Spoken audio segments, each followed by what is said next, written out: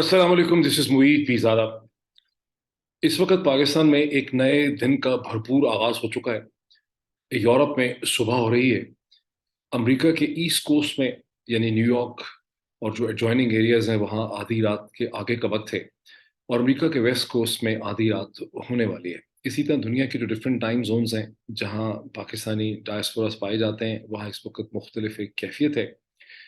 पाकिस्तान में हो सकता है कि आज का दिन चूंकि छुट्टी का दिन है, निस्बतन ठंडा हो, उसमें कोई बहुत बड़ी डेवलपमेंट ना हो।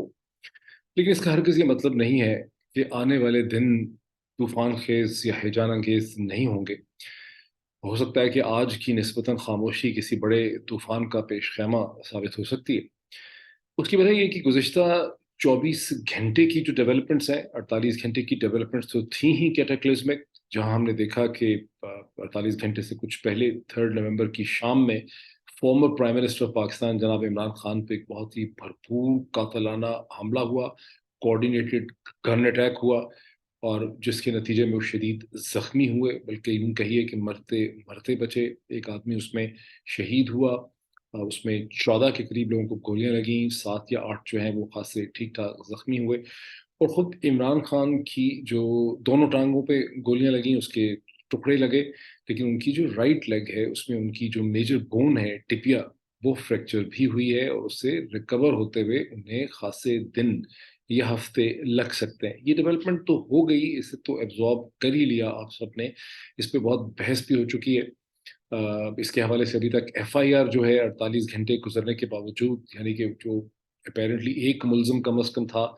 जो सेल्फ कन्फेस था, उसकी जो कन्फेशन है वो तो 2 दफ़ा पूरे सोशल मीडिया पे चल चुकी है। पहली कन्फेशन स्टेट ब्रॉडकास्टर पे भी चल चुकी है। लेकिन इमरान खान साहब जो एफआईआर दर्ज करवाना चाहते थे 3 नामों के साथ, हालांकि एफआईआर महज एक एलिगेशन होती है, एक कंप्लेंट होती है, उसके बाद पुलिस ने इन्वेस्टिगेशन करनी होती है। लेकिन ऐसा असर रसूख और दबाव है पंजाब पुलिस के ऊपर कि वो एफआईआर जो है वो इमरान खान की दर्ज नहीं हो पाई। ये हालांकि former prime minister of Pakistan है, पंजाब के अंदर तहरीक इंसाफ उनकी पार्टी की और पीएमएलक्यू की हुकूमत है, उनके अपने ही नॉमिनेटेड चीफ मिनिस्टर परवेज इलाही साहब वहाँ पे हुकूमत कर रहे हैं। लेकिन पंजाब की पुलिस उनकी एफआईआर जो है वो दर्ज नहीं कर रही, और ये बजाते खुद से जो सूरत हाल की कॉम्प्लेक्सिटी या पेचीदगी है उसका अंदाजा हो सकता है।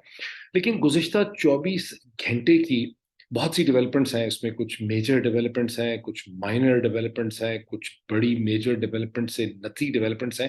लेकिन 3 डेवलपमेंट्स ऐसी हैं जिन्हें मैं बहुत इस तज्जिए के लिए इम्पोर्टेंट समझता हूँ। इससे पहले कि इन 3 डेवलपमेंट्स का मैं जिक्र करूँ, मैं ये भी कहना चाहता हूँ कि एज अ डिस्क्लोजर कह लें, डिस्क्लेमर कह लें, कि मैं जब भी ये वीलॉग्स करता हूँ तो मैं कोई खुफिया राज लेके नहीं आता, ना मेरे पास कोई सीक्रेट इन्फॉर्मेशन होती है, ऐसी इन्फॉर्मेशन जो दुनिया को ना पता हो। मेरा 99.99% जो एनालिसिस और तज्जिया है वो उसी इन्फॉर्मेशन पे बेस करता है जो आप सब तक भी पहुंच रही होती है मेन स्ट्रीम मीडिया के जरिए, सोशल मीडिया से, ट्विटर से, या व्हाट्सएप के जरिए। वो बहुत ज़्यादा जिस चीज़ का चर्चा हो रहा होता है, तो मैं उसी की डॉट कनेक्टिंग करता हूँ, उसकी पॉलिटिकल या मॉरल इंपॉर्टेंस जो होती है उसे हाईलाइट करने की कोशिश करता हूँ। और साथ ही मेरी कोशिश ये भी होती है कि सिर्फ सेंसेशनलिज्म ना हो, बल्कि हम कोई वे फॉरवर्ड मकसदियत या एक हल ढूंढने की भी कोशिश करें कि ये चैलेंज है, ये क्राइसिस है, अब इसका हल क्या हो सकता है, क्या इसका हल निकल सकता है। फॉर इंस्टेंस आज से 7 माह पहले मार्च के पहले हफ्तों में मैंने सीरीज ऑफ वीलॉग्स करने शुरू किए, तो मैंने ये पॉइंट आउट किया था कि पाकिस्तान के अंदर जिस किस्म की सियासी तब्दीली मिलिट्री इस्टेब्लिशमेंट लाने की कोशिश कर रही है, उसका सबसे बड़ा नुकसान जो है वो पाकिस्तान की मिलिट्री इस्टेब्लिशमेंट को होगा, और उनके और आवाम के दरमियान में एक बहुत बड़ी खलीज जो है वो हायल हो जाएगी। क्योंकि इसका अंदाज़ा मुझे बहुत अच्छी तरह से था, शायद मिलिट्री इस्टेब्लिशमेंट के डिसीजन मेकर्स को इसका अंदाज़ा नहीं था, कि उनकी तमाम तर जो मॉरल और पॉलिटिकल सपोर्ट है वो उन पॉलिटिकल सर्कल्स में से आ रही है जिनका ताल्लुक तहरीक इंसाफ और उसके यंग ब्रिगेड से है या अर्बन सेक्शंस में से है। और जो बाकी जमातें हैं, पीपल्स पार्टी है, पीएमएलएन है, वो तो दर हकीकत मिलिट्री इस्टेब्लिशमेंट को बहुत ज़्यादा पसंद नहीं करते। और इस वक्त अगर आप देख रहे हैं 7 माह के बाद, कि मेरी बात, मेरा खदशा, मेरा शक और मेरा जो एक मुझे खौफ जो था वो 100% सही साबित हो गया, और जो डेवलपमेंट्स हुई हैं उसका जो मेन मलबा है, जो नुकसान है, اس پوری پولیٹیکل چینج کا، وہ پاکستان کی ملٹری اسٹیبلشمنٹ کو اٹھانا پڑا، ایز اے کانسیپٹ پاکستان کی آرمی کو اٹھانا پڑا. شاید کوئی اشخاص ایسے ضرور ہو سکتے ہیں جو ذاتی طور پر اپنے آپ کو نقصان دہ نہیں سمجھتے ہیں، لیکن ایز این انسٹیٹیوشن پاکستان کی ملٹری اسٹیبلشمنٹ کو بہت زیادہ نقصان ہوا. جب میں نے اس وقت یہ ویلاگس کیے تھے تو میرا مقصد کہنے کا تھا، اس کو ہائی لائٹ کرنے کا یہ تھا کہ اگر اس چیز کو سمجھا جائے گا تو شاید یہ نقصان نہیں ہو سکے گا، کیونکہ جس چیز کو آپ ڈسکلوز کرتے ہیں، اس کو ہائی لائٹ کرتے ہیں، جیسے عمران خان صاحب مسلسل یہ کہتے رہے کہ مجھ پہ قاتلانہ حملے کا خدشہ ہے، میں نے لوگوں کے نام دے دیے ہیں، تو وہ در حقیقت یہ وارن کر رہے تھے کہ آپ مجھ پہ قاتلانہ حملہ نہ کریں. لیکن اس کے باوجود جو پلانرز ہیں وہ اتنے بیوقوف ہیں، یہ اتنے ڈیسپریٹ ہیں کہ انہوں نے پھر بھی وہ چیز کی جو کہ ان کو نہیں کرنی چاہیے تھی. تو جہاں میں نے 7 مہینے پہلے جن خدشات کا اظہار کیا تھا وہ صحیح ثابت ہوئے. اب مجھے یہ بہت بڑا خدشہ ہے کہ پاکستان کی جو پولیٹیکل پولرائزیشن جس ڈائریکشن میں جاری ہے، جس طرح سے لوگوں نے سین گڑائے ہوئے ہیں 3 4 بڑے پاور سینٹرز نے، جس میں سب سے بڑا پاور سینٹر پاکستان کی ملٹری اسٹیبلشمنٹ ہے،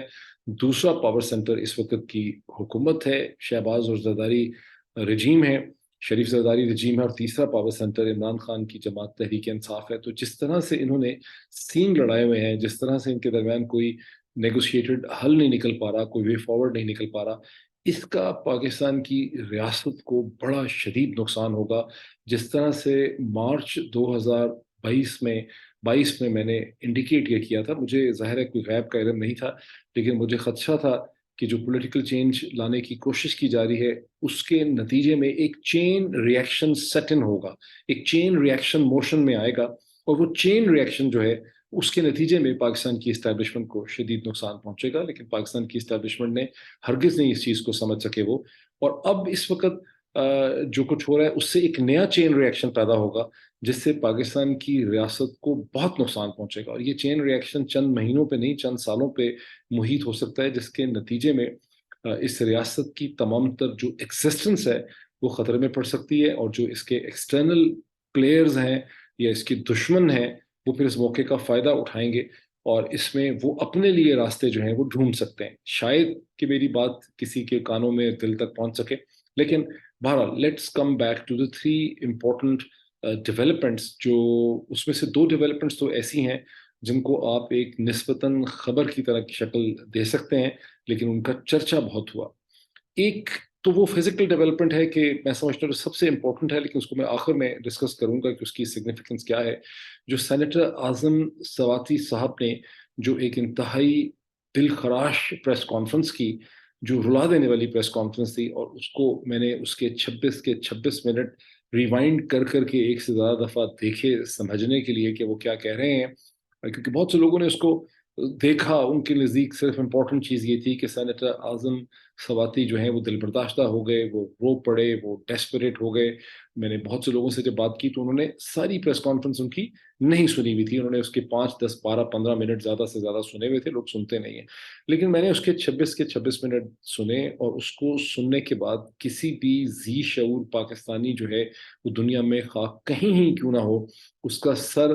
شرم سے نیچے جھک جاتا ہے. خاص کر کے وہ پاکستانی جو ملٹری فیملی سے تعلق رکھتے ہیں میری طرح، جن کے والدین نے فوج میں سرو کیا، جن کی پرائڈ پاکستان آرم فورسز تھے، ان کو آج یہ دن دیکھنا پڑا جو سینیٹر اعظم سواتی صاحب نے جو الزامات لگائے، اور ایک رتی بھر بھی گنجائش نہیں ہے یہ سمجھنے کی کہ جو الزامات انہوں نے لگائے اور جس طرف انہوں نے اشارے کیے اس میں کوئی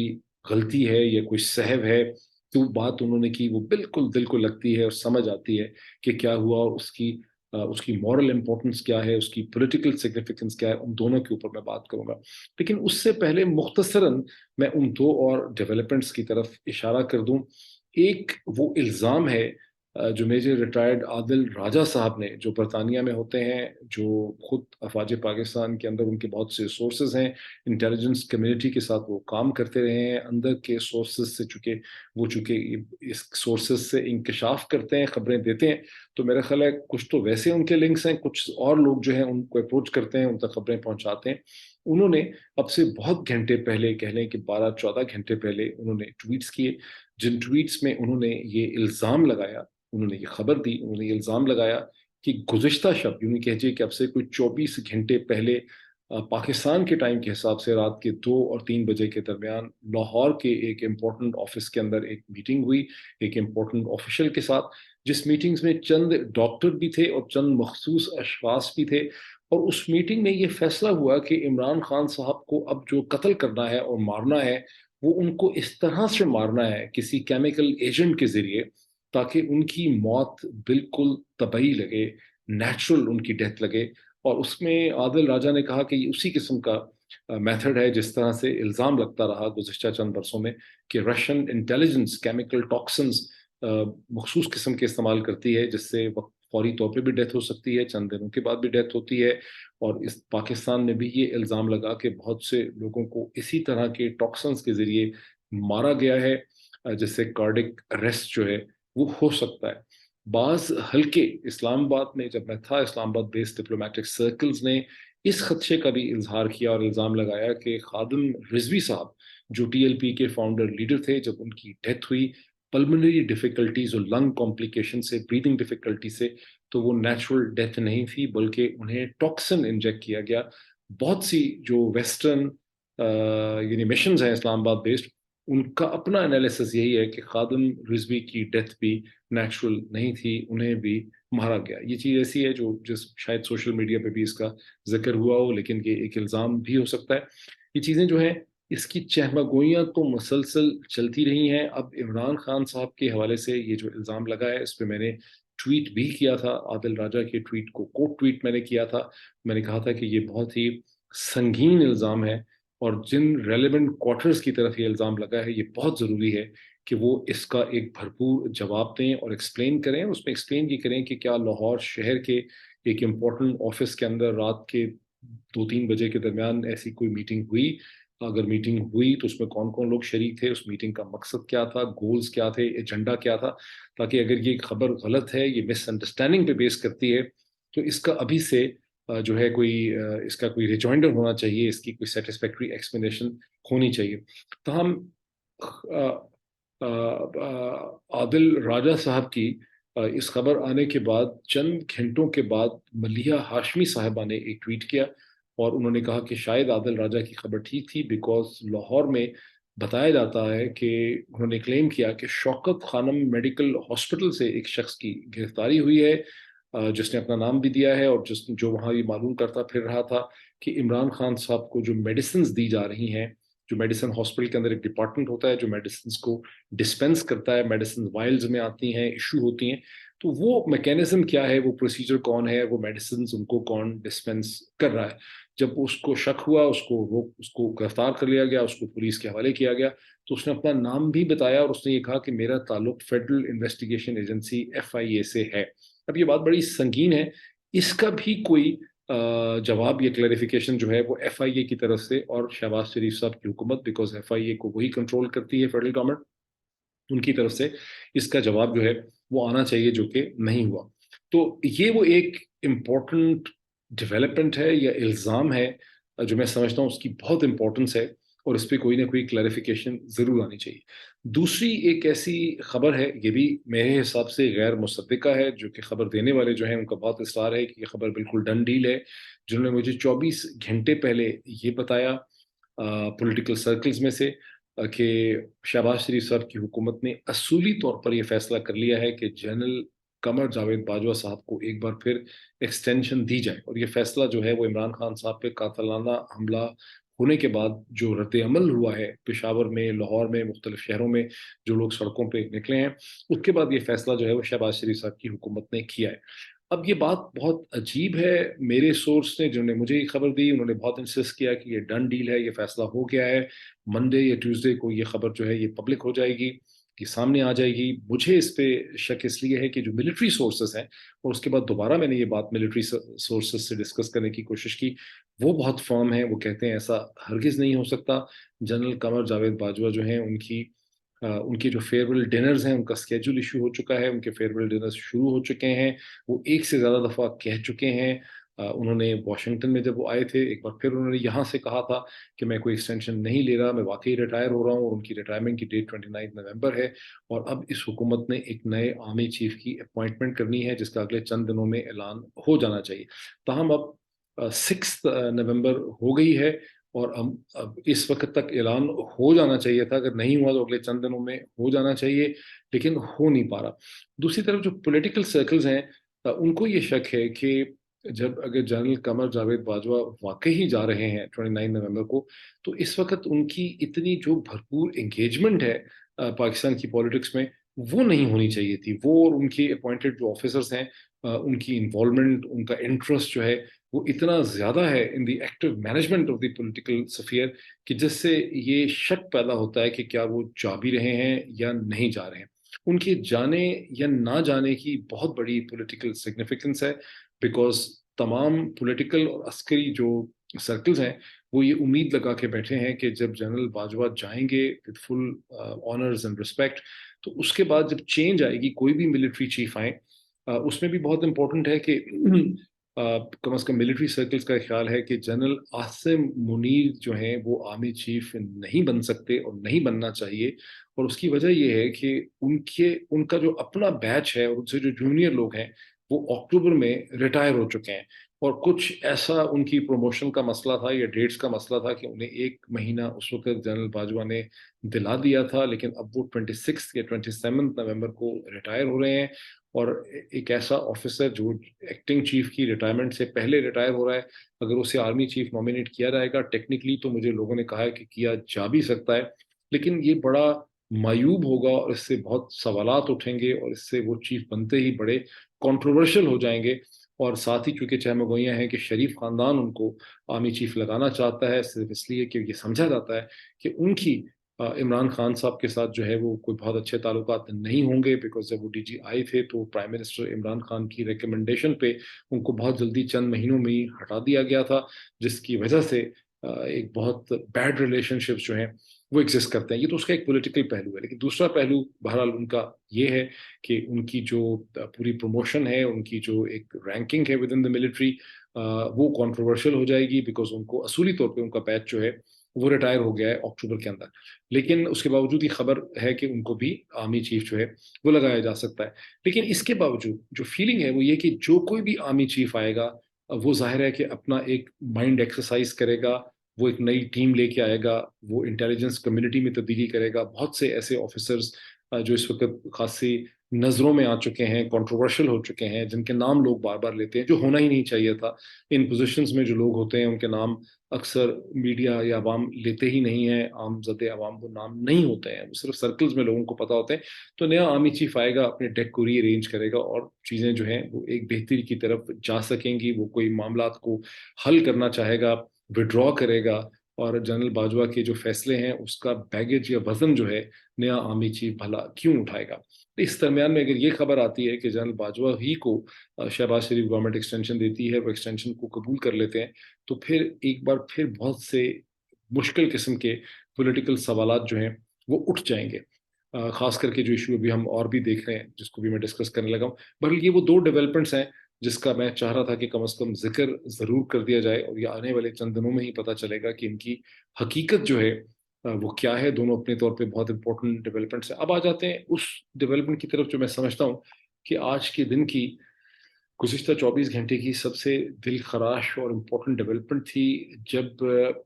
سینیٹر اعظم سواتی صاحب نے ایک باقاعدہ پریس کانفرنس کی، جس میں وہ بہت دل برداشتہ تھے، وہ رو بھی پڑے اس پریس کانفرنس کے درمیان، جس میں انہوں نے بتایا کہ کیسے انہیں ان کی بیٹی نے فون کیا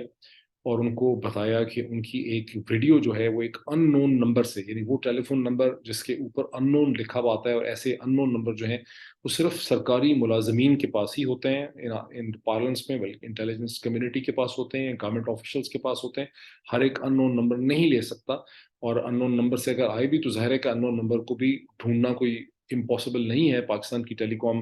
کمپنیز کے لیے۔ اگر ول ہو، اگر وہ ڈھونڈنا چاہیں تو لا انفورسمنٹ ایجنسیز ان نون نمبر جس فون پہ ریسیو ہوتا ہے یا وہاں سے ایک ٹیکسٹ میسج آتا ہے، یہ ویڈیو آتی ہے، تو چند منٹوں ہی کی بات ہے کہ ٹیلی فون کمپنی اس ان نون نمبر کو ڈھونڈ سکتی ہے۔ بہرحال ایک ان نون نمبر سے ان کو ایک پرائیویٹ ویڈیو بھیجی گئی، اور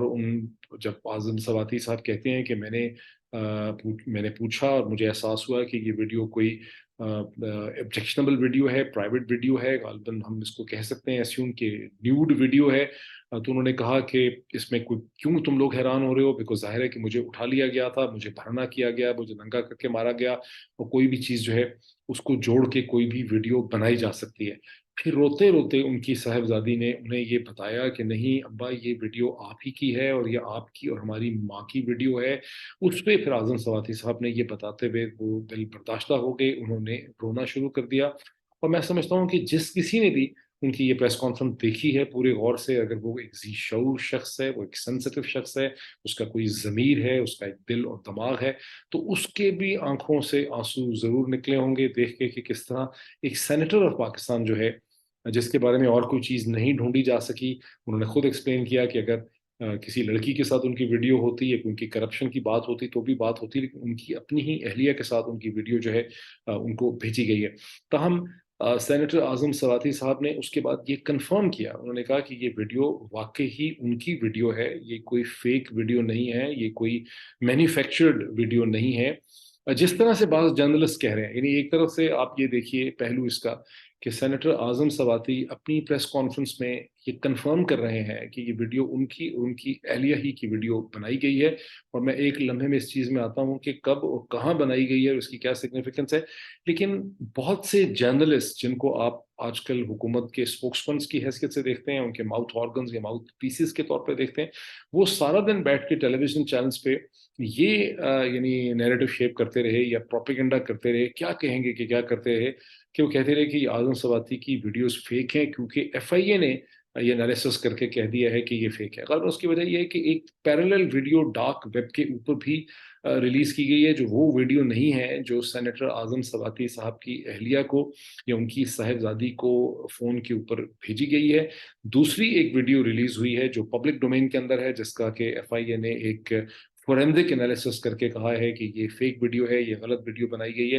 लेकिन दोनों वीडियोस की पैरेलल एग्जिस्टेंस, वो वीडियो जो आजम सवाती साहब की साहबजादी को भेजी गई और जो डार्क वेब पे रिलीज की गई, दोनों का मकसद भी समझ आता है कि एक साइड पे आपने मैसेज दे दिया कि आपकी इस किस्म की वीडियोस हमारे पास हैं, शायद और भी बहुत कुछ है, आप ज़रा एहतियात करें। हमारी ये बात तो बड़ी नॉलेज में है ना कि आजम सवाती साहब को जब उठाया गया, ज़दुकूब किया गया, उसके बाद से आजम सवाती साहब ने एक नहीं, दो नहीं, तीन नहीं, गालबन चार पांच उन्होंने उस हवाले से प्रेस कॉन्फ्रेंसेस की। वो चीफ जस्टिस ऑफ पाकिस्तान को लिख भी चुके हैं, वो मसलसल मुतालबा कर रहे हैं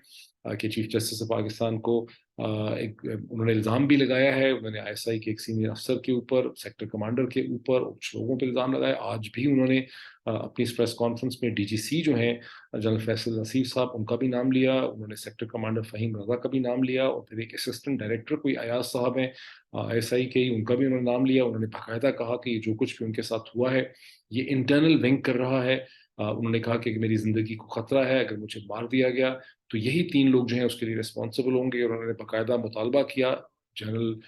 चूंकि ये सब कुछ अब पब्लिक डोमेन में है तो मेरा इसको वी लॉग में दोहराने से फ़र्क कोई नहीं पड़ता, बिकॉज उनकी जो प्रेस कॉन्फ्रेंस है उसको लाखों लोग जो हैं अब तक देख चुके हैं गुज़िश्ता 18 घंटे के अंदर। और उसमें उन्होंने मुतालबा किया कि जनरल कमर जावेद बाजवा को चाहिए कि इनको सस्पेंड करें, इन्वेस्टिगेशन करें, हकाइक का तयन करें कि इन तीनों अफसरान का इसमें क्या रोल है। दूसरी तरफ हम देख रहे हैं कि यही वो कम अज़ कम इसमें से डीजीसी वही हैं जिनके ऊपर इमरान खान ने अपने कत्ल की साजिश का भी इल्ज़ाम लगाया। वो भी कह रहे हैं कि इनको सस्पेंड किया जाए, सस्पेंड करके इनकी इन्वेस्टिगेशन हो। और उसके जवाब में उल्टा हुआ ये है कि आईएसपीआर ने एक प्रेस रिलीज की है, और उस प्रेस रिलीज में उन्होंने शहबाज शरीफ साहब की हुकूमत को कहा है कि इमरान खान के खिलाफ कार्रवाई हो, क्योंकि इमरान खान ने एक सीनियर फौजी अफसर के ऊपर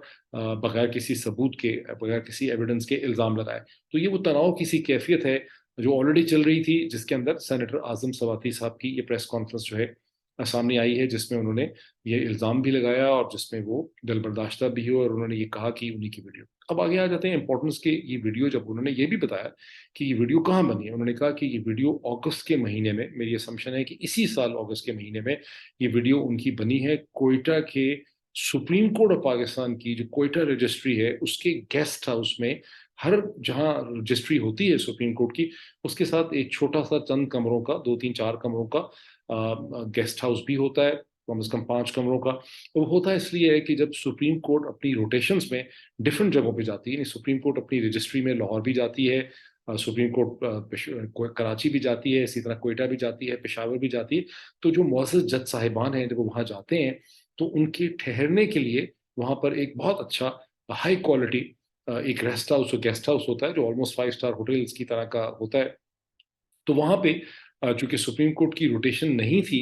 और सेनेटर आजम सवाती साहब ने सादिक संजरानी साहब से जो कि चेयरमैन है सेनेट के, उनसे रिक्वेस्ट की। सेनेटर आजम सवाती खुद भी सेनेटर हैं, उनका भी एक इस्तेहकाक है, उनका एक प्रिविलेज है। उनसे रिक्वेस्ट की कि मैं कोयटा जा रहा हूँ, मुझे किसी मुनासिब जगह पर ठहराएं। तो उन्होंने उन्हें सुप्रीम कोर्ट कोयटा की जो रजिस्ट्री के रेस्ट हाउस में उनको ठहराया। यहाँ तक तो बात समझ आती। अब सादिक संजरानी साहब का जरूरी नहीं कि इसमें कोई हाथ हो, कसूर हो, क्योंकि साजिद संदरानी साहब को शायद ना पता हो कि उस गेस्ट हाउस के अंदर वीडियो कैमरास लगे हुए हैं। और यहाँ ये भी समझना ज़रूरी है कि बाज़ लोग ये समझ रहे हैं कि शायद सेनेटर आज़म सवाती साहब को ट्रैप करने के लिए वहाँ वीडियो कैमरास लगाए गए हैं। मेरी अंडरस्टैंडिंग ये है कि हमें ये पता चल रहा है कि सुप्रीम कोर्ट की कोयटा रजिस्ट्री में और शायद और जितनी जगहों पर भी ऐसे रेस्ट हाउसेज और गेस्ट हाउसेज हैं, वहाँ पहले से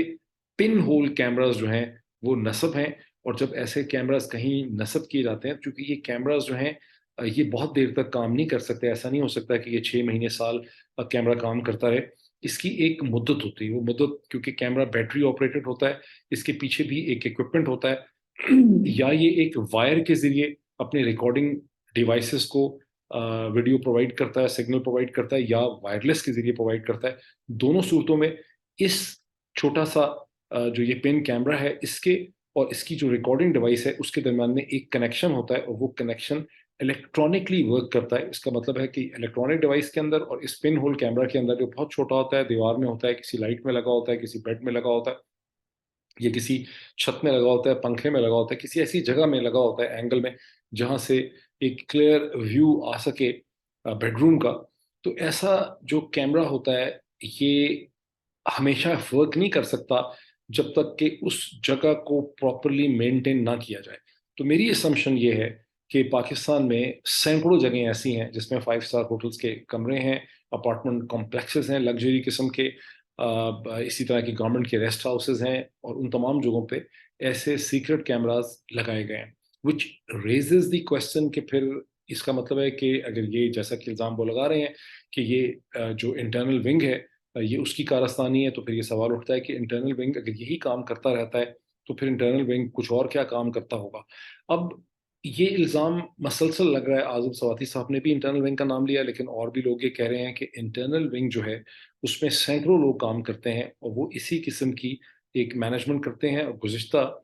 7 महीने से जो हमने जो मार धाड़ का एक पूरा सीन देखा है, जिसमें जर्नलिस्ट के खिलाफ केसेस दर्ज करवाए गए, एफआईआर दर्ज करवाई गई, लोगों को उठाया गया, उनको मारा पीटा गया, उनको टॉर्चर किया गया, नंगा किया गया, ज़दकूब किया गया, अदालतों पे प्रेशर डाला गया, पुलिस पे प्रेशर डाला गया, एफआईए पे प्रेशर डाला गया। अब एक आम जो इस वक्त नॉलेज है कि ये सब कुछ जो इंटरनल विंग है वो ये सब कुछ कर रहा है, विच raises very difficult and very painful questions. Because हमारी अंडरस्टैंडिंग और ख्वाहिश तो ये है कि हमारी इंटेलिजेंस एजेंसी, जिसे हम समझते रहे कि उसका शुमार दुनिया की बेहतरीन इंटेलिजेंस एजेंसीज में होता है, इसका काम है कि दुश्मन से, हिंदुस्तान से मुकाबला करे, और दुनिया की जो इंटेलिजेंस एजेंसीज हैं उनकी पाकिस्तान के अंदर अगर कोई पेनिट्रेशन है तो उसको नाकाम बनाए, उस पर नज़र रखे। लेकिन अब हमें लग रहा है कि इंटरनल विंग का तो बहुत ज़्यादा वक्त और एनर्जी और टाइम और उनकी जो तवानाइयाँ हैं वो पाकिस्तान के मीडिया और पाकिस्तान के जो पॉलिटिकल ढांचा है उसको मैनेज करने पे खर्च हो रही हैं, पाकिस्तान की पॉलिटिक्स को रेगुलेट करने में,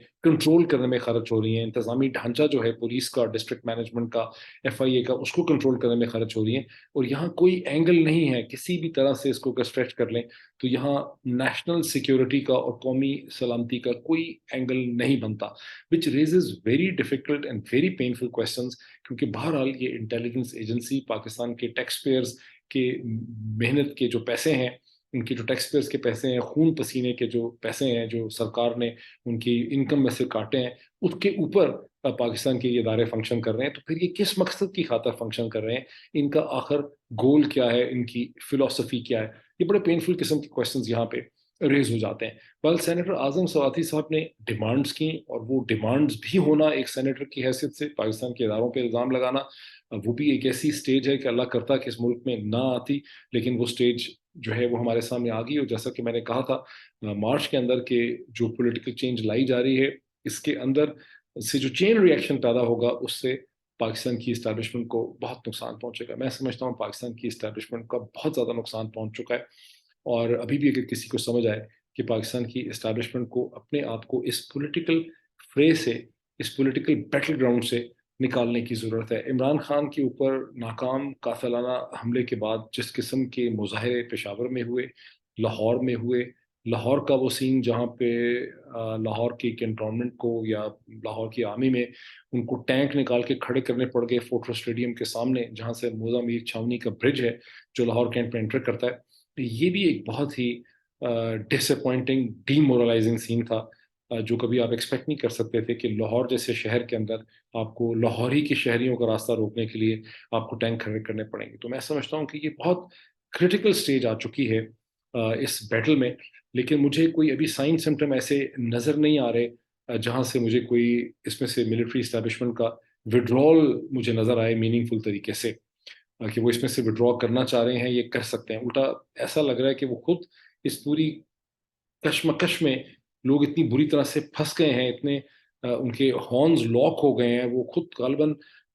یعنی پھنس گئے ہیں اس میں سے، اس پوری سچویشن سے انہوں نے خود کریٹ کی ہے کہ انہیں اس میں سے کوئی سیف ایگزٹ جو ہے وہ نہیں مل رہا، اور وہ بھی ایک ڈیسپریشن میں ہے اور پینک میں، اور تمام پولیٹیکل سائڈز بھی پینک میں. پی ایم ایل این کو لگتا ہے کہ الیکشن ہوں گے، آج ہوں گے، چند مہینوں میں ہوں گے، ان کا ہتیا ہو جائے گی، ان کا ستیہ ناش ہو جائے گا. تحریک انصاف کو یہ لگتا ہے کہ اگر الیکشن نہیں ہوں گے تو ان کی سیاست کو، ان کی پاپولیرٹی کو، ان کے مومنٹم کو توڑا جائے گا، ان کے حصے توڑ دیے جائیں گے، ان کو ختم کر دیا جائے گا، عمران خان کو مار دیا جائے گا. ملٹری اسٹیبلشمنٹ کی جو کی لیڈرشپ اس وقت ہے اسے یہ لگتا ہے کہ اگر ہم نے بج کر دیا، مان لی کوئی بات، تو شاید ہمارے قدم اکھڑ جائیں گے، ہمیں بہت زیادہ نقصان ہو جائے گا. تو ایک بہت ہی کمپلیکیٹڈ، بہت مشکل قسم کی سچویشن جو ہے وہ اس وقت ڈیولپ کر چکی ہے. لیکن سینیٹر اعظم سواتی کی جو یہ انکشاف ہے کوئٹہ سپریم کورٹ کی رجسٹری کا، اس سے ہمیں پھر یہ بھی پتہ چلتا ہے پولیٹیکل سگنیفیکنس میں کہ اگر سینکڑوں جگہوں پہ اس قسم کے کیمرے لگائے گئے ہیں اور یہ سپریم کورٹ کی رجسٹری میں یہ کیمرے لگے ہوئے تھے، اور یہ ضروری نہیں ہے کہ سینیٹر اعظم سواتی کے وجہ سے لگائے گئے ہوں گے، تو پھر پاکستان کے آنریبل جو سپریم کورٹ کے جج صاحبان ہیں، وہ جو ہائی کورٹ کے جج صاحبان ہیں، وہ کتنے محفوظ رہے ہوں گے ان ویڈیو کیمروں سے. اور 2007 اور اس سے پہلے بھی اس قسم کے الزامات لگے، اور کم از کم دو مواقع ایسے ہیں لیٹ 96-97 کے اندر گزشتہ صدی میں، اور پھر جب چیف جسٹس افتخار چودھری تھے اور جب جواد آغا سینئر جج تھے یا سینئر پیونی جج تھے، تو اس وقت سپریم کورٹ نے بڑے سخت ڈیسیشن لکھے ہیں، انٹیلیجنس کمیونٹی کو بڑا وارن کیا تھا کہ اس قسم کی ویڈیو ریکارڈنگز نہیں ہونی چاہیے. لیکن اب پھر ایسا لگتا ہے کہ غالباً جج صاحبان کی بھی شاید ویڈیو ریکارڈنگز ہوئی ہوں، اور یہ بہت ہی ایک خطرناک صورتحال ہے. لیکن خطرناک صورتحال کے ساتھ ساتھ یہ ہمیں یہ بھی سمجھنے میں مدد دیتی ہے کہ جو اتنے عرصے سے لوگ شور مچا رہے ہیں کہ مختلف آنریبل جو جج صاحبان ہیں یا عدالتیں ہیں وہ اتنی فنڈامنٹل رائٹس کی جو وائلیشنز ہو رہی ہیں 7 مہینے سے، اس کا نوٹس کیوں نہیں لے پاتی. تو آج ہمیں کم از کم اس کا جواب ملا ہے کہ نوٹس نہ لینے کی جو غالباً ایک وجہ یہ ہے کہ جج صاحبان کے خود اوپر بہت زیادہ ذہنی دباؤ ہے، اپنے حوالے سے، اپنی فیملیز کے حوالے سے، اپنے بیوی بچوں کے حوالے سے، اور وہ بھی شاید ڈرے ہوئے ہیں یا گھبرائے ہوئے ہیں. which all raises very difficult questions for the future of the Pakistani state کہ پاکستانی اسٹیٹ کا پھر اگر یہی حالات رہتے ہیں تو اس کا فیوچر جو ہے وہ ہے کیا. کیونکہ جیسے کسی نے لکھا آج ٹویٹر کے اوپر 2 لفظ کسی جرنلسٹ نے لکھے، کہا فیئر اینڈ شیم. اور شیم کے حوالے سے بیسیکلی شیم بھی فیئر ہی کا پارٹ، یعنی فیئر کی ایک کلائمیٹ ہے جو پاکستان میں قائم کی گئی ہے. شیم کے حوالے سے میں نے اس سے پہلے ایک بہت بھرپور ویڈیو کی تھی چند مہینے پہلے، جب پہلے بھی خبر آئی تھی کہ بعض پارلیمنٹیرین یا ایم این ایز جو ہیں ان کی اسی طرح سے ویڈیوز بنائی گئی ہیں. تو میں نے اس میں یہ کہا تھا کہ پاکستان میں لوگوں کو یہ سمجھنا پڑے گا کہ آپ نے اونس آف ریسپانسبلٹی، یہ جو برڈن ہے اس کو شفٹ کرنا ہے. جس طرح سے می ٹو کیمپین میں مغرب کی عورتوں نے جو اونس اور جو برڈن ہے اس کو شفٹ کر دیا. گزشتہ 100 برس میں، 200 برس میں یہ تھا کہ اگر کسی عورت کی کوئی ویڈیو، کوئی تصویر، کوئی الزام اس پہ لگتا ہے تو وہ عورت جو ہے اس کو اپنے آپ کو ڈیفینڈ کرنا ہے، وہ منہ چھپاتے پھرتی ہے. لیکن می ٹو کیمپین میں یہ ہے کہ اگر عورت کے بارے میں کسی نے زیادتی کی ہے، اس کو کسی نے ریپ کیا ہے یا اسالٹ کیا ہے، تو عورت قصوروار نہیں ہے، اس کی شرم کی ضرورت نہیں ہے. شرم تو اس آدمی کو آنی ہے، اس اسالٹر کو آنی ہے، اس ریپسٹ کو آنی ہے جس نے وہ مذموم، گھٹیا کمینی اور ذلیل اللیگل حرکت کی. پاکستان میں اگر انٹیلیجنسیا ایک دفعہ اس برڈن کو ٹرن اراؤنڈ کر دے کہ ویڈیو جس کی بنائی گئی ہے وہ معصوم ہے، جس نے ویڈیو بنائی ہے وہ بدماش ہے، وہ مجرم ہے، وہ چور ہے، وہ ڈاکو ہے، اس کو ڈھونڈنے کی ضرورت ہے. اگر ایک دفعہ اس انٹلیکچوئل پوائنٹ کو کراس کر دیں، چونکہ پاکستان ایک پریڈومیننٹلی فیوڈل سوسائٹی ہے، خاص کر کے پنجاب اور سندھ پریڈومیننٹلی فیوڈل سوسائٹیز ہیں، بلوچستان اور خیبر پختونخوا ٹرائبل سوسائٹیز ہیں، اور ٹرائبل سوسائٹیز کا کوڈ آف آنر ڈفرینٹ ہے. فیوڈل سوسائٹیز کا کوڈ آف آنر جو ہے وہ عورت کی بےزتی کرنے کے اندر لائق کرتا ہے. مجھے آج تک یاد ہے کہ ایمرجنس آف پاکستان جو چودھری محمد علی نے کتاب لکھی تھی، محمد علی ان کا نام تھا، پاکستان کے حوالے سے، اس میں ایک سین لکھا ہوا ہے کہ آن